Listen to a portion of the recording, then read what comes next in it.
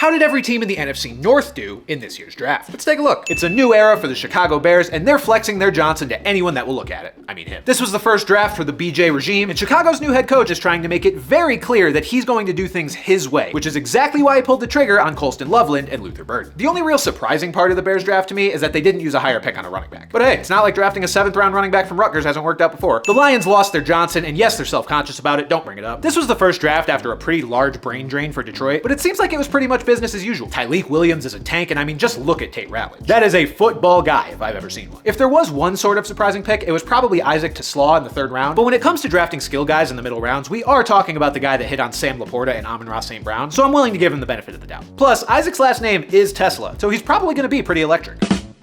If you told the Packers they had to draft a wide receiver in the 1st round or draw 25, they would have accumulated 550 cards since 2002. But their long Uno nightmare has finally come to an end after Green Bay drafted Texas wide receiver Matthew Golden in the 1st round, in hopes that he can finally add some above averageness to their painfully average receiver room. Even if he is wearing the most disgusting wide receiver number I've ever seen. Honestly though, I'm just happy the Packers are focusing on their own offense for once, instead of crying about someone else's. The reason I didn't do actual grades for this video is because for the most part, I think every team did pretty well. But if there was any team I would have given an F to, it would have been the Minnesota Vikings. First of all, they only made 5 picks in the entire draft, including just 1 in the first 100. And then to make it worse, out of the 5 picks they did make, not a single one addressed their biggest need, which is their putrid secondary. Whatever. If you want your defense to spend all season getting burned like David Njoku at a bonfire, then I can't stop you.